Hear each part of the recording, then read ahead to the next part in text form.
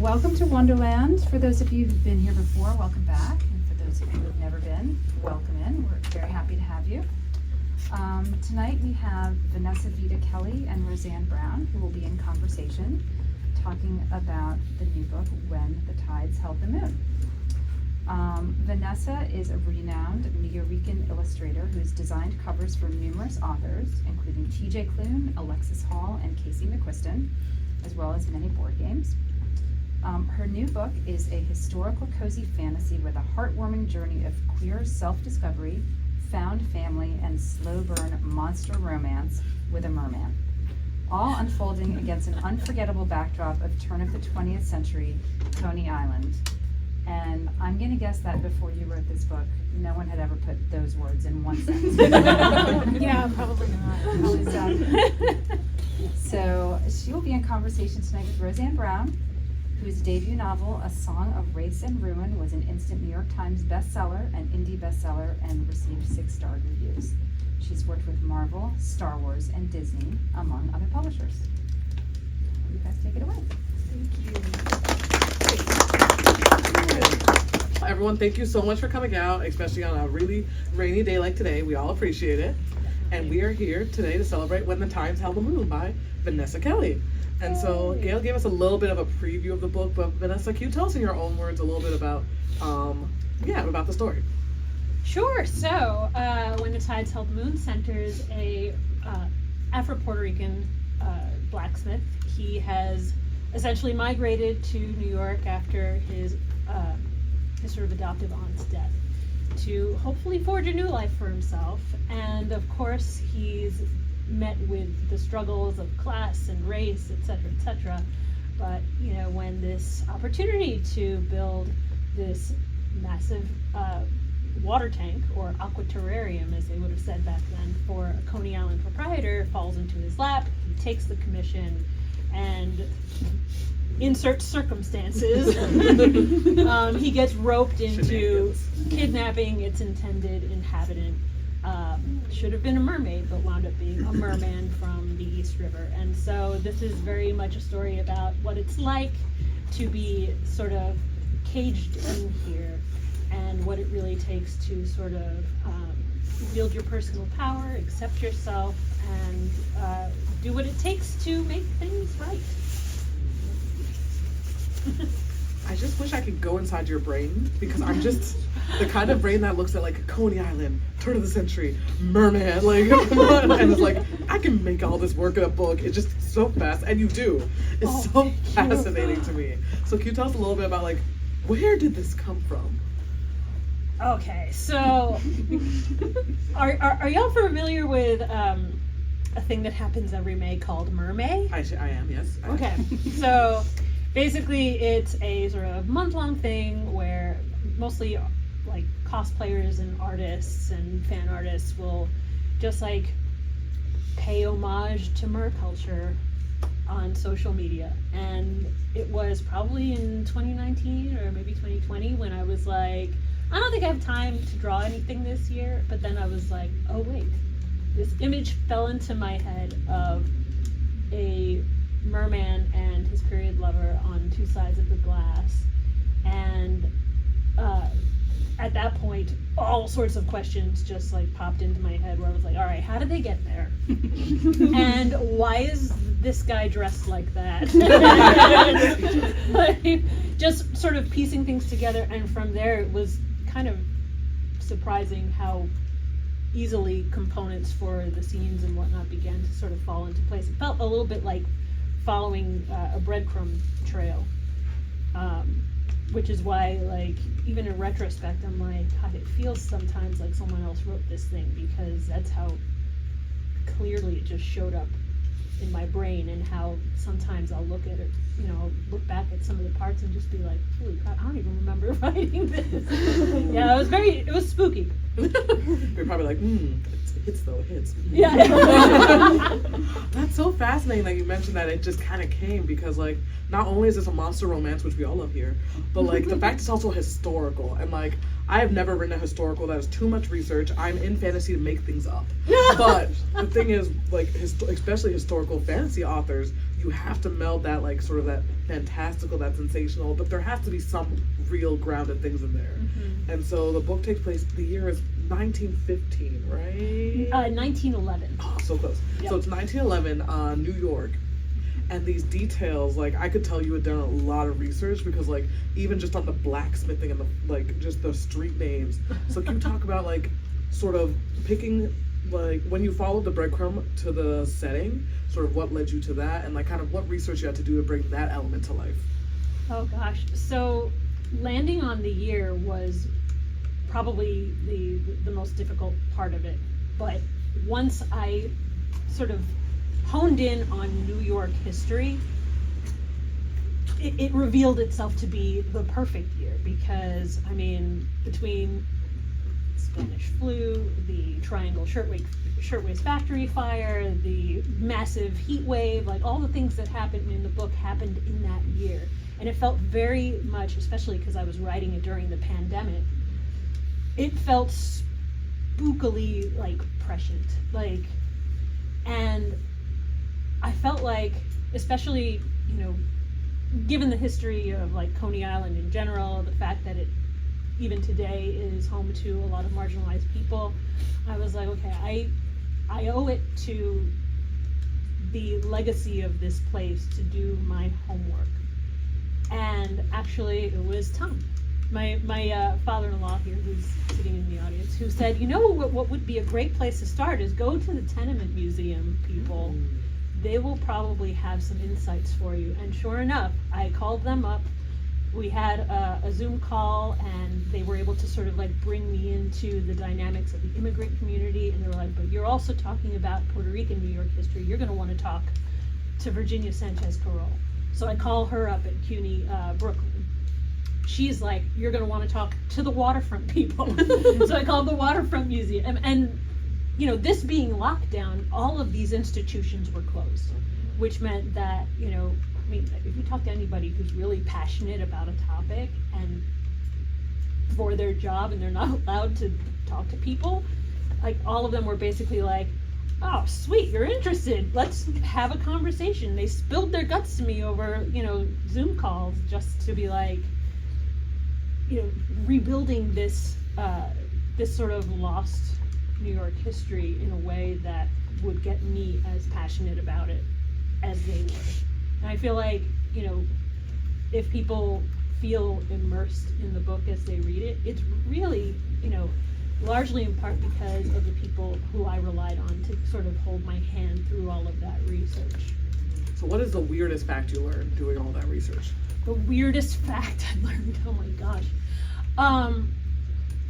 The weirdest fact I learned, it did not actually make it into the book, but it is one of the sort of like inspirations for the, I guess, the underlying cruelty of Luna Park, right? So I don't know how many of y'all have ever seen Dumbo.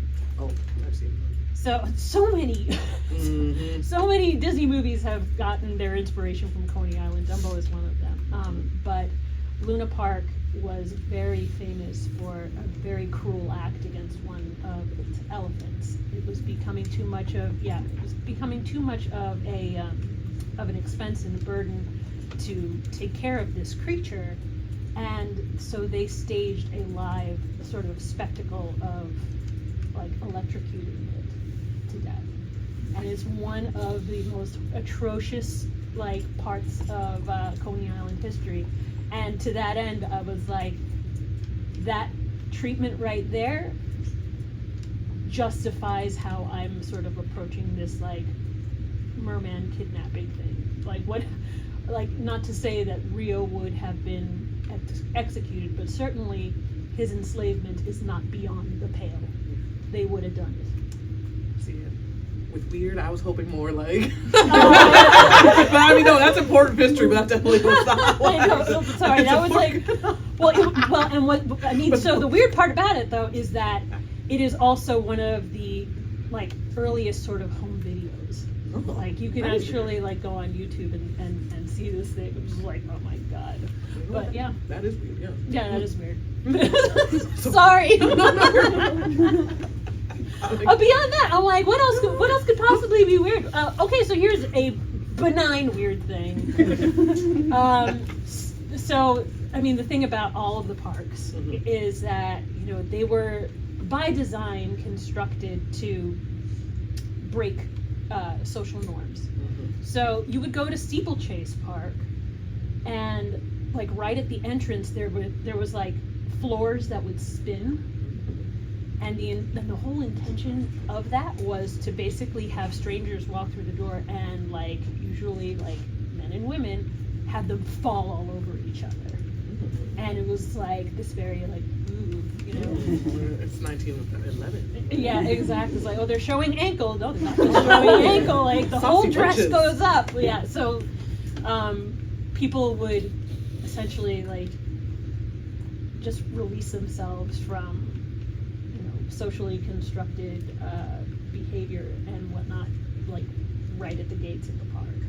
I mean, who has not gone to Disney World and immediately all your clothes just fall off?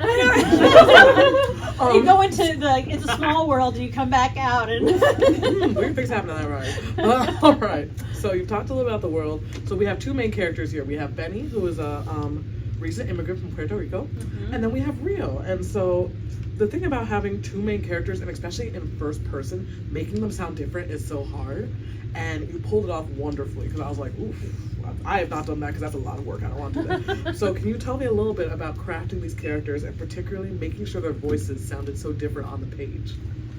Oh gosh, so I feel like some of what helped me with differentiating Benny and Rio, like Benny's narration was actually really quite easy because I relied a lot on my own sort of processing of language. Like, depending on who I'm talking to, I'm, you know, doing Spanglish, I'm slipping into New York, you know, slang, or I'm just, you know, putting on my, you know, scholarly hat and trying to articulate things in a much more sort of hoity-toity manner or something. But so Benny's integration of all these different types of codes felt very easy for me to do. For Rio, however, I wound up sort of, you know, digging into my my musical background, because I was a music major turned minor once I realized I didn't want to sing for 8 hours a day anymore. But you know, the exposure to lyriatry is just, you know, part of the experience of being a musician, and so I wanted to try and infuse Rio's narration with just like a musicality, and I also had to, you know, think about like what kind of English would he be absorbing as someone who is, you know, just like picking up on languages from the shore. And I was like, okay, well, either he's gonna go full on pirate, or we're gonna get very, you know, like. Wait, that would actually. I have to drop the pirate edition of the book. That would be really funny. Maybe, I mean, who's to say there's probably like mer people who do speak, you know, pirate. But I felt like, you know, Rio being a sort of like snob himself would probably gravitate towards a much more like lofty and like structured English.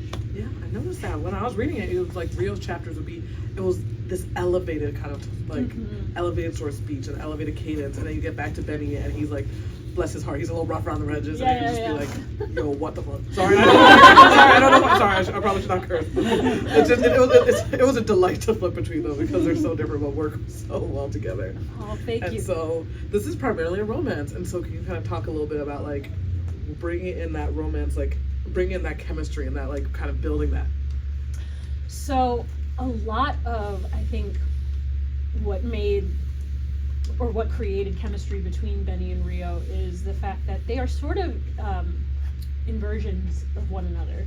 So we have this, you know, merman, this creature, right?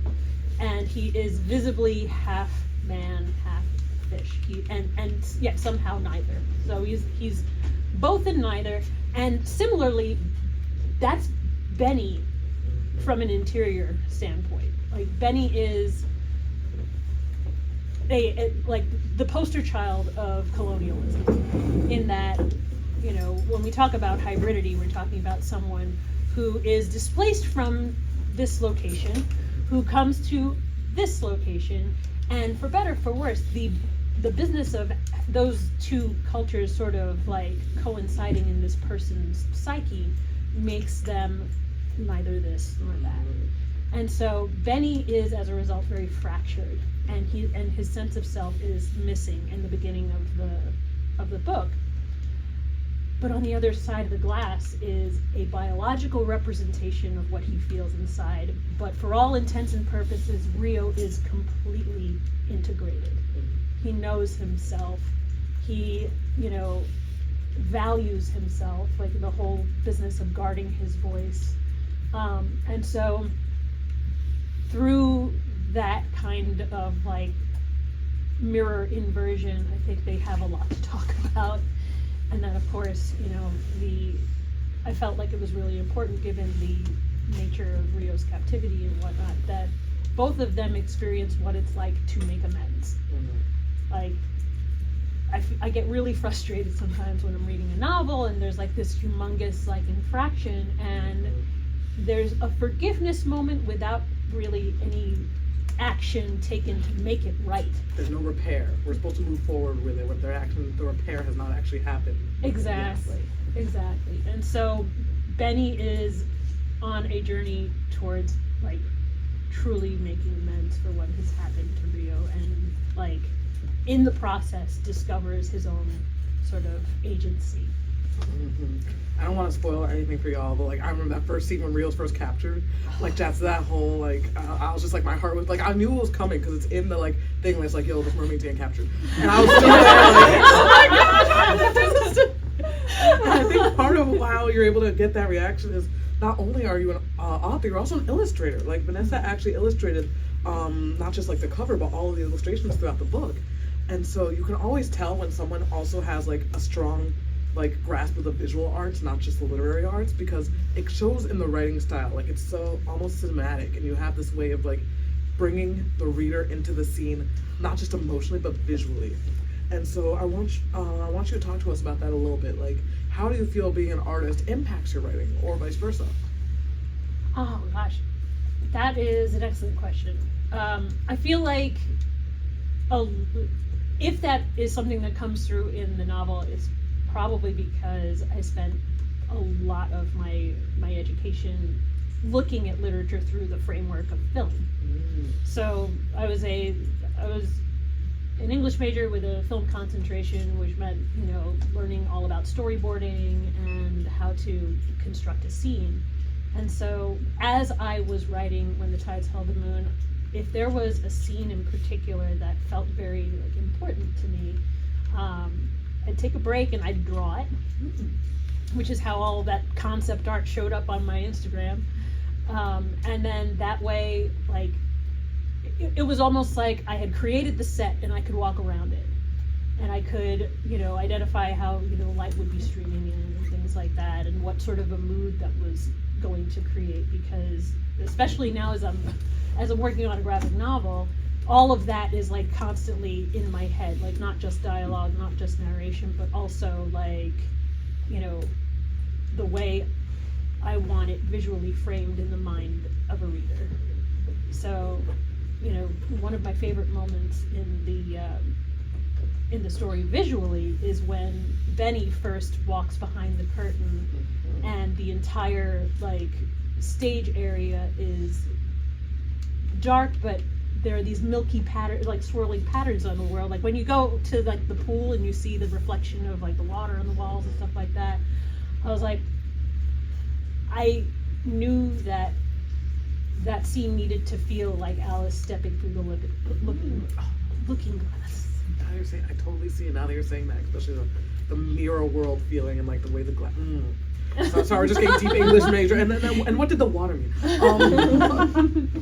So yeah, like, it makes me really happy when people talk about the fact that they felt like it was cinematic, because it's something that I strive for with my art all the time, and hearing that it is coming through my words as well is very validating.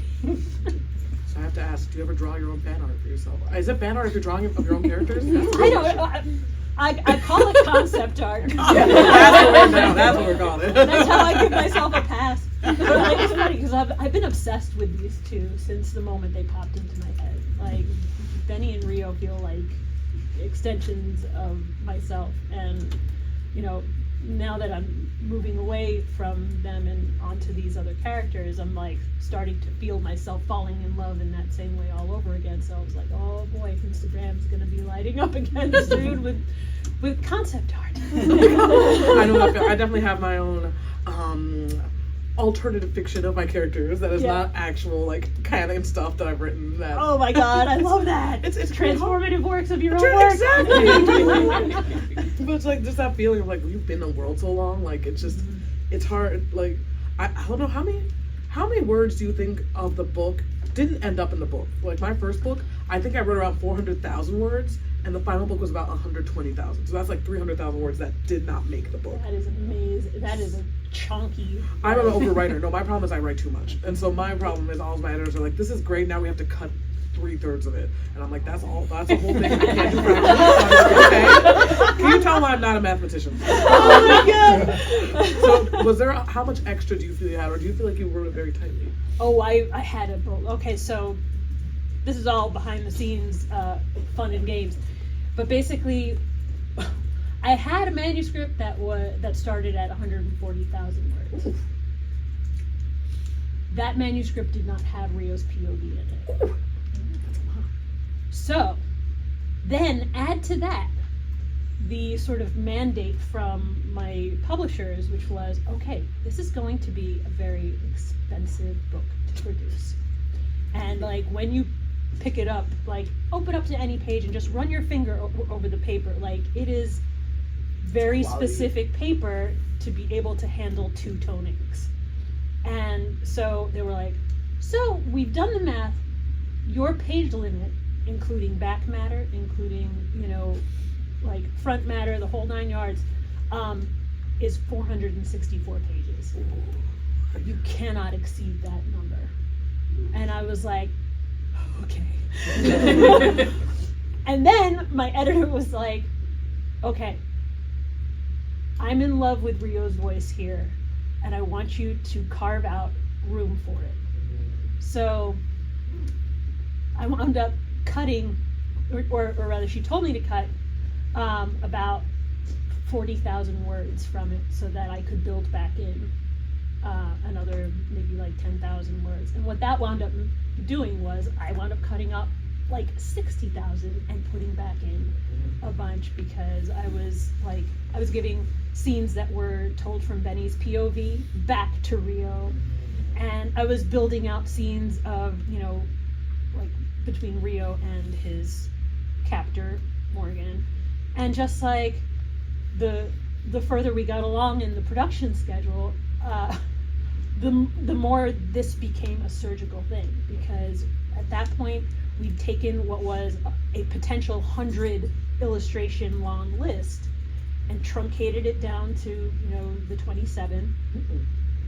And then it was like, okay, now that we have brought actual pictures into the layout, I had to be mindful of, like, if I was, you know, in the final copy edits, removing a sentence here, I had to be ready to put it back somewhere else, because it would have a domino effect on the entire layout of the book. And I was like, oh my god, this is so stressful. What was I thinking? It's like Microsoft Word when you actually like hit a space and then suddenly your entire document just goes yeah, and then you're like, the what is it called? The widow effect or the whatever. Yeah, we really went through it, and thankfully I wasn't going through it alone. Like, it was myself and my editor, the director, and Leah Marsh, who was my interior layout designer. And like, between the 4 of us, like sometimes we were up late watching YouTube videos about how to like deconstruct certain things and how to format book.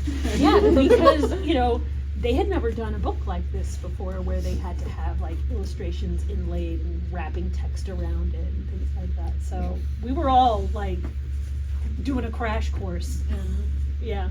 So we're gonna have to talk about this more some other time, because this is like all this technical stuff is like candy to my brain. That's so fascinating. I know. I live for the BTS stuff. And I'm realizing we've been talking page count. So usually author, like, you know how readers tend to talk about books in page counts, but authors tend to talk in word count. Just to give some reference, some people who don't know how it translates. My book 2 of my series was about 134,000 words. That was about 480 pages. Just to give you an idea of how big of the books we're talking about are. Oh wow. And so, okay, we could keep talking in the weeds, but I actually want to, you mentioned a little bit when you were talking about Benny and the way that Benny having his identity be so fractured. And that was something that spoke to me, as I'm an immigrant myself. My family immigrated from Ghana. And so it was one of the things I love you did in the book is that I feel like so often as marginalized authors, especially ones who are incorporating non-English languages into our books, there's sometimes that pressure, that expectation that like you're going to have the words in this word, like you're going to do the kind of, you guys know the narration that's like, hola, I said, which means hello in Spanish. Something's immediately defined for you in text. Exactly, which is that's not how, even if you're like, you're bilingual like that, like that's not how anybody thinks, that's not how anyone speaks. Yeah. And I love that you avoided that, and I do not speak a lick of Spanish. I do not. And yet, like, the way you're able to bring in so naturally, and even with like context clues, like I could figure out what was going on. And just can you please talk about like how you constructed it the way you did, and like bringing in his Puerto Rican heritage and like just that. I'm super glad you brought that up, because it was one of the things that I was very nervous about. Like there are kind of two schools of thought that I was getting from like the BIPOC author Discord, when we were all sort of like discussing this. Like, do you take pains to make it very flagrantly obvious in text for the sake of accessibility, or do you like raise the bar a little bit for your reader? And I was like, you know, if I've learned anything from just like conversations with like the Tenement Museum and with all of these other people who are like helping me to sort of reconstruct this period of time, or even just immigrant communities in general, what I found so fascinating and moving was the way communication sort of like subsumed language. I don't know if I'm using the right word here, but basically, you know, there are moments in the book where like Igor the Russian giant is saying grace at dinner in Russian, and no one asks him to translate because no one needs to. It's in that moment the intention of the character and the person is there, and that's what matters. One of the like loveliest stories I got from one of the Tenement Museum folks in one of my early conversations with them was how like on the Lower East Side we'd have these tenement buildings, and they would have like multiple languages and cultures in a single building. And like there's this Polish family that has a patriarch, and an Italian family that has none. And the dad from this family would teach the son from this family how to shave. And just like the way those acts of kindness wind up being their own kind of a language. And so I was like, okay, so I'm gonna try and like take care of my readers by putting this glossary in the back, but also give them the opportunity, if they feel inclined, to just plow through and see how they do. That was me, because I didn't realize there was a glossary in the back, so I'll just read it. In my defense, I had a digital copy, so it's not like you can just open the book in the back and like know it was there. I did not know that was there, so I'll just plug it through. It's so funny. Like I've mentioned it like on all of my socials, and still there are people who are just like, "There's a glossary?" It's like, yes, but like it's there if you need it. But what I'm hearing from readers who don't speak a lick of any other language than English is that even though it was jarring at first, eventually your brain does integrate the exposure, if not the translation. And eventually you stop seeing it as a foreign language. Even if you like highlight it and you don't really know what it means or whatever, your brain is going to no longer trip over it because it's just part of the environment that you're sort of like reconstructing in your brain as you read. And so like the neat thing about that, I think, is that, you know, whether it was my intention or not, it's what I think wound up happening. Creating a book that was multilingual gives especially an American English only reading English only reader, the experience of what it's like to be linguistically unstable, which is exactly how immigrants feel. And so I'm trying to sort of like rewire this, a sort of empathetic like reaction when, you know, you're reading it and you come across, oh, here's Spanish, here's Hindi, here's Italian, and like it can be like destabilizing and freaky at first, but ultimately like you do wind up overcoming it and feeling like you're part of the family after a certain number of pages. Yeah, I can't remember which author was talking about the whole idea of like how books, like there's a certain like moving books to the center, and the idea of how there's certain viewpoints and ways of being that are considered the center, many of them very Eurocentric, very like white wasp, and then like people when in the margins, like moving the book to the, basically moving where our experience to the center. Sorry, I'm not explaining this very scholarly, but like yeah, like, and it feels like that was what you were doing with Benny, like you were moving the center to where Benny was and having the reader come to him, is what I'm trying to say. And I feel like that came through really well. Oh, that makes me super happy. That's exactly what I was hoping for. Okay, I want to make sure we have time for audience questions. So one of the last questions I have for you is, what are the biggest changes from the first draft of the book to the published version out now? Oh gosh, so the very first draft had a lot more time spent in Puerto Rico and actual flashbacks with Benny and his Titi Luz, who was like a firecracker, and she was amazing, and it felt rough to sort of cut her out. So that was a significant change.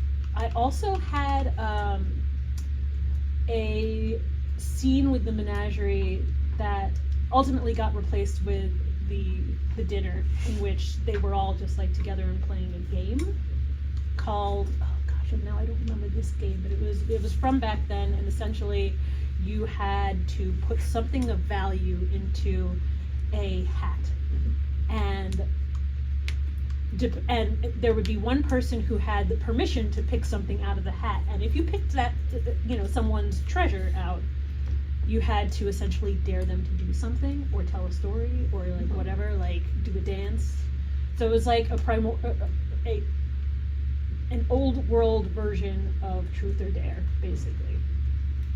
And in that version, Benny has his necklace picked, and that's how the story of how he, you know, like stowed away and came to New York would like come out. But ultimately we went for the dinner table scene just because we were going to be revisiting the dinner table a lot, and I wanted to establish like a pattern. I said that was going to be the last question, but we haven't talked about the found family element. Can you just talk about that real quick, kind of like creating was there a favorite side character? There's so many characters within that, like who was their favorite, and like just building that found family dynamic? Oh my gosh, I love each of them so much independently. It's hard to pick a favorite.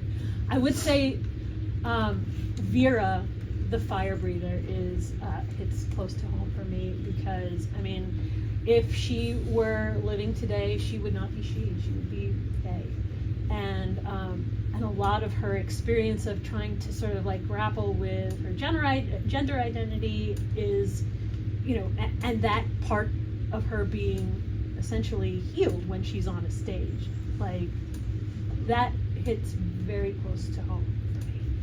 And so probably Vera. And funnily enough, when I was up in New York, I visited a Barnes & Noble in Union Square, and their entire staff had read the book as an arc. And like one of the booksellers came up to me and was like, I just need to tell you that I was Vera at a costume party. And I was like, what? I don't think their book even comes out. I was like, what? Did anyone even know who you were? It's like, no, but I told them. I was like, this is like the most amazing thing I've ever heard. And she was like, yeah, it's like Vera just totally spoke to me, and I was like, you and I have to talk. I feel like Matthias is my favorite, just because like I love how like he was so scholarly, like he was he's the world's strongest man, but he's also a writer. Yes. And it's just like he has this like big strong image, and he's like, so tell me about your childhood to like Benny when he meets him. It was so funny, and I love that. Benny, or rather Matthias, was one of the like characters that felt like I was channeling somebody. Like when he showed up on the page so fully formed that I just felt like I was taking notes while he was writing. And sort of like his voice of wisdom is very akin to a close friend of mine, whose name is Courtney. And he goes by Court, and he is just like dropping wisdom. Yeah, just sprinkling it in. Okay. Yeah. Real last question before we get to. I promise you. If you could be any kind of mer person, like your bottom half could be any fish or any aquatic animal, what type would you want to be? Oh my god. Okay. So I feel like I've answered this question in a literal way, because what part of my research for the book was actually like buying a mermaid tail and figuring out how to use it. I respect it. Business expense. Oh my god. If y'all are in the market for mermaid tails, like Finfolk Productions makes excellent ones. But anyway, but I would probably go for just like a beta fish. Just because it's so like beautiful and flowy, and it still has like sort of like ridges and whatnot, and it has that iridescence that I love, and yeah. But I feel like I just like spilled something personal, like my astrology sign. I would be a beta fish. I'm so sorry we just pry into your inner self. All right. So on that note, let's move to audience questions now. So anything I like know here. So here you go. I'd love to hear about your inspiration and like process of developing mer culture. Gosh. Oh my gosh. So where to even begin? I wound up reading a lot of mer folklore prior to sort of like putting pencil to paper. And what I found was I didn't resonate with this idea of mer people being dangerous or wielding their voice as like a weapon. I was like, I really don't feel like that's the culture I want to build. Maybe it exists elsewhere, but maybe not with Rio and his harmony.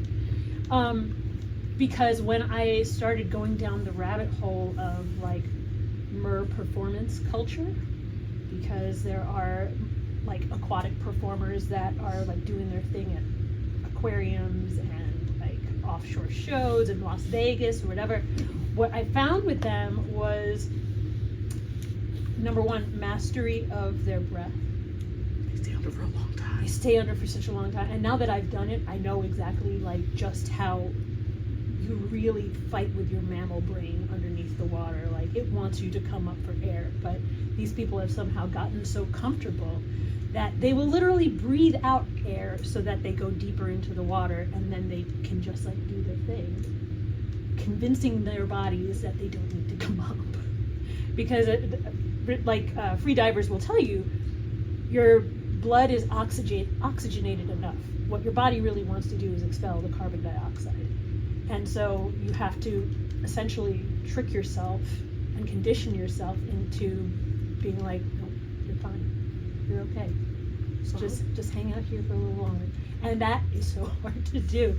And so I was like, that makes sense. Rio would be a master of his breath.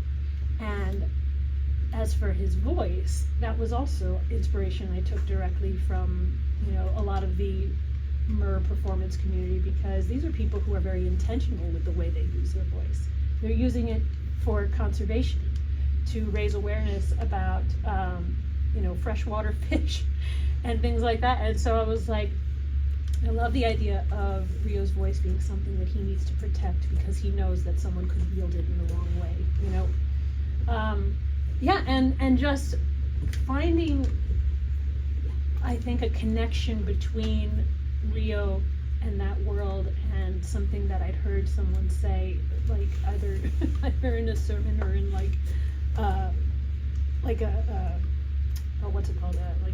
another talk. This idea of all of us being waves on the water, connected, but like you're only unique on the surface, in other words. Other than that, we're all made of the same thing. And I was like, that's going to be their philosophy. That is the most mer person thing I've ever heard. I love that. Cute. We have another receipt right here. What was the thing that surprised you the most about creating this book and putting it out into the world? Oh gosh. Thing that surprised me the most. That's such a good question. I feel like I continue to be surprised by the response to it. I did not expect to write a book that would wind up being, I think, so, like, that would speak so well to our present historical moment. Because I never thought I was going to wind up being a historical romanticy writer. What I discovered in the process, and maybe that's the thing that's the most surprising, what I discovered in writing a historical fiction was how comforting it is to look into the past and see how people have risen above difficult circumstances. Because if they did it back then surely we can do it again. Ain't that the truth? Oof. Get another question here in the back there. I have a general question about like your character development. Do you, when you're writing, thinking about a character's development, do you think like, oh, I want this character to like by this point be like this, and and then like at this point be like this, or do you kind of let it happen organically through the relationships and see? How does that kind of? I'm sure it changes like all the time, but generally like the process. That's a great question. So, my character development, I try hard to, before I even get granular, just get very, very top down. So, from a 100,000 foot view, what is Benny's story? And, in the same way you would almost like brand a business, that's kind of the process that I go through when it comes to like getting my character's entire arc onto the page. I begin with like the one word or the one phrase that sums up everything.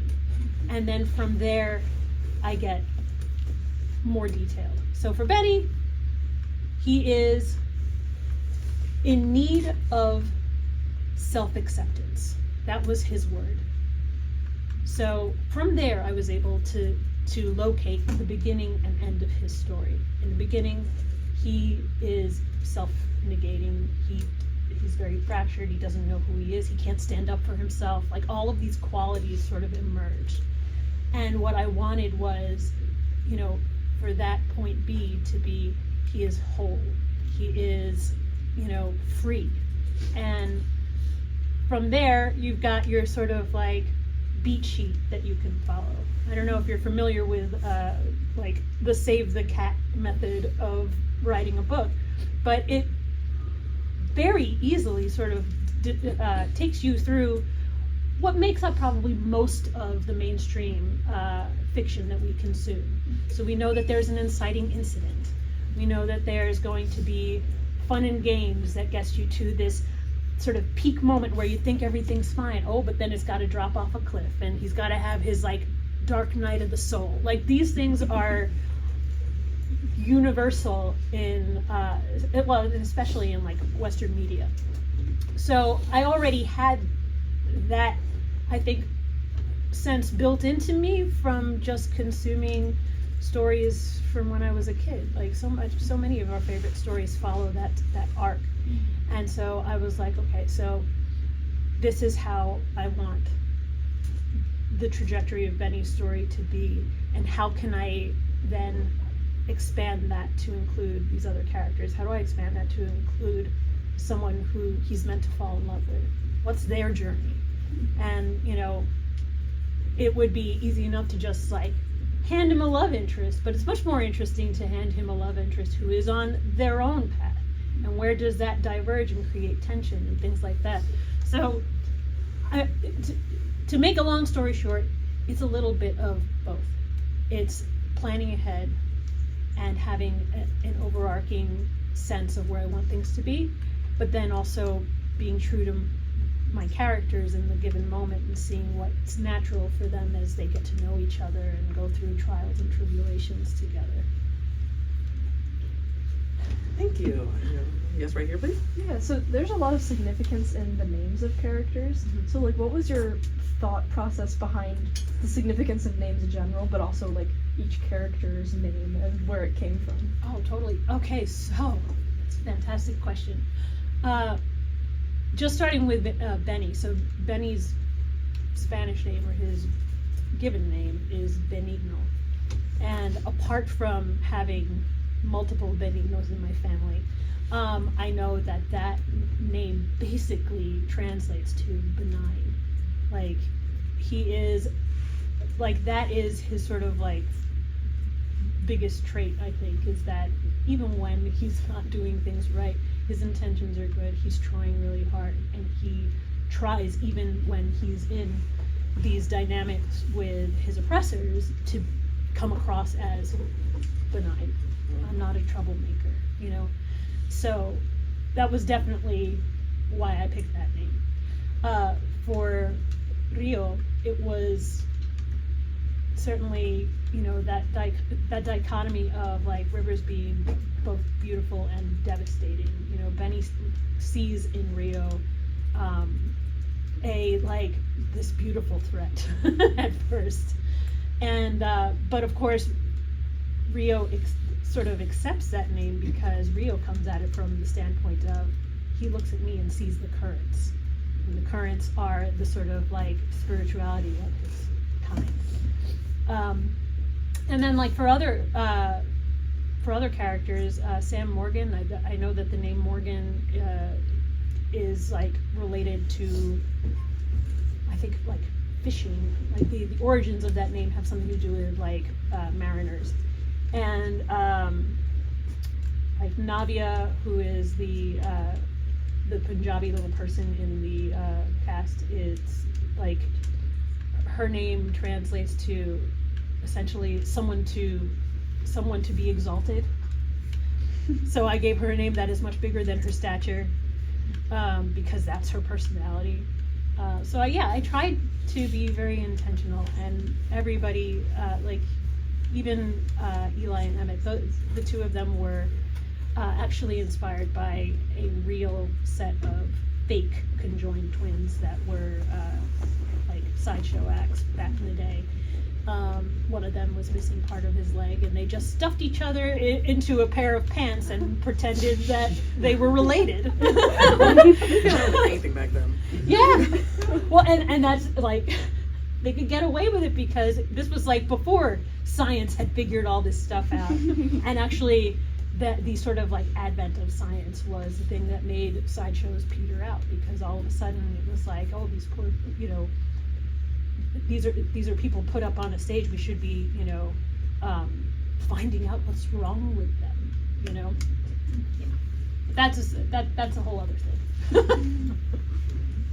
I saw it in the back there. Yes, I'm thinking, I haven't read it yet, but I'm thinking about the backstory, everything, the material you had to cut, and the characters who didn't make it in, and presumably, I mean, they're part of this world, this backstory, and are they agitating for, is there pressure from them or that part of your psyche to write something complimentary or a prequel, or because That's such a good question. they deserve expression, right?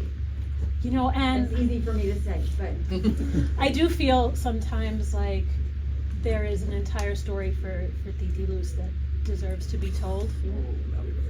And holy crap, it would be heartbreaking. Because she is a revolutionary, and you know, we are a colonialist nation, and Puerto Rico is our colony. It wasn't always, though, and around the time that the book takes place, Puerto Rico is in a very weird liminal space.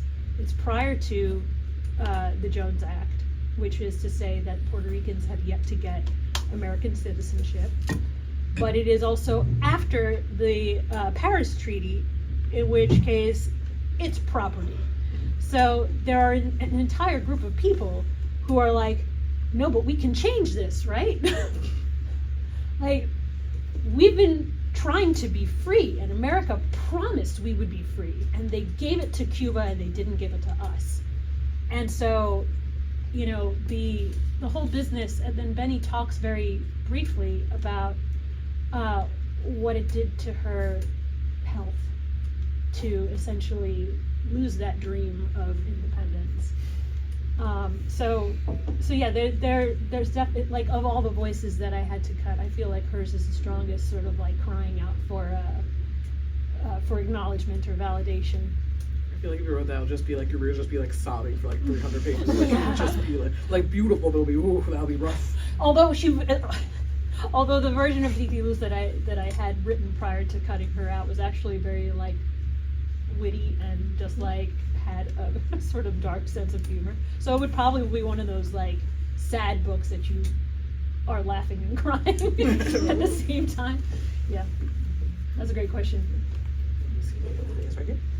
So you've done a lot of art for other authors, right? And taking someone else's vision and turning it into art. What was the process of taking your own vision this time for your own story and your own characters and portraying that, you know, in a similar end result, I guess, but with that different process? What was that like? So it was both easier and harder sometimes. Yeah. So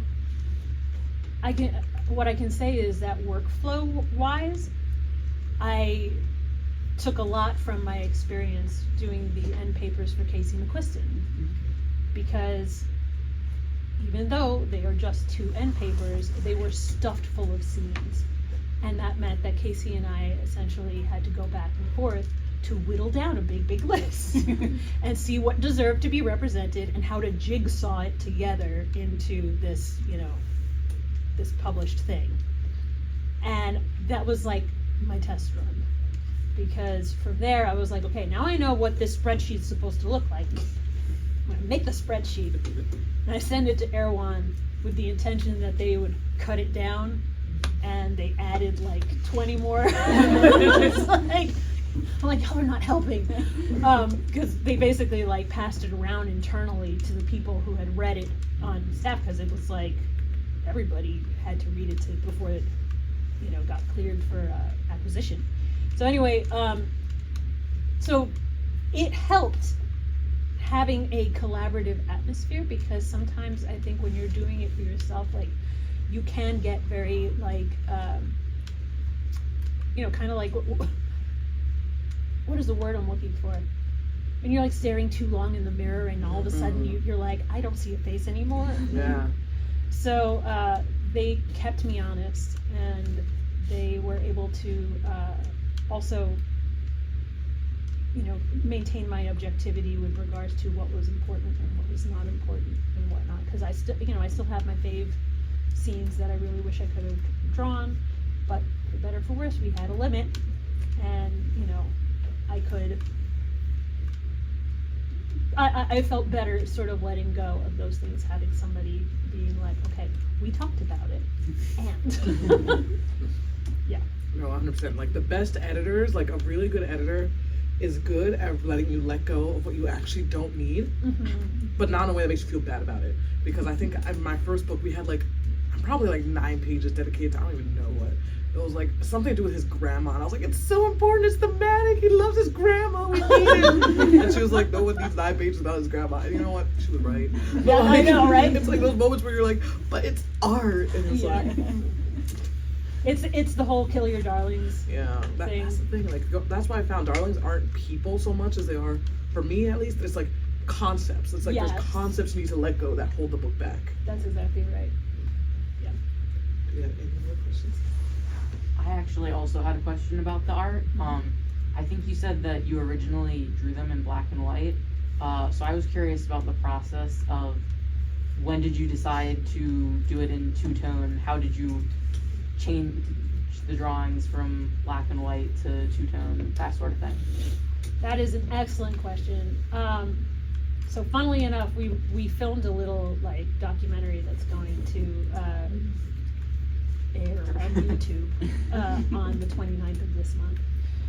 That actually shows the entire like the technical process. But so essentially, what I wound up doing for specifically the interior illustrations, like I hand drew with ink the end papers, and quickly realized that that was going to destroy my wrist if I did it for the entire book. So what I wound up doing for the interiors was I still hand drew and inked on Bristol paper all of the line art, and then I scanned that in and did all of the cross hatching using brushes that I found that perfectly replicated the sort of like turn of the century cross hatch. It was like a miracle finding this set. And so from there, we had yet to like get the green light for the two-tone inks. It was one of those things that came up in a meeting and then it never came up again, and I was like, okay, well then I guess I'll just proceed with what we're doing here.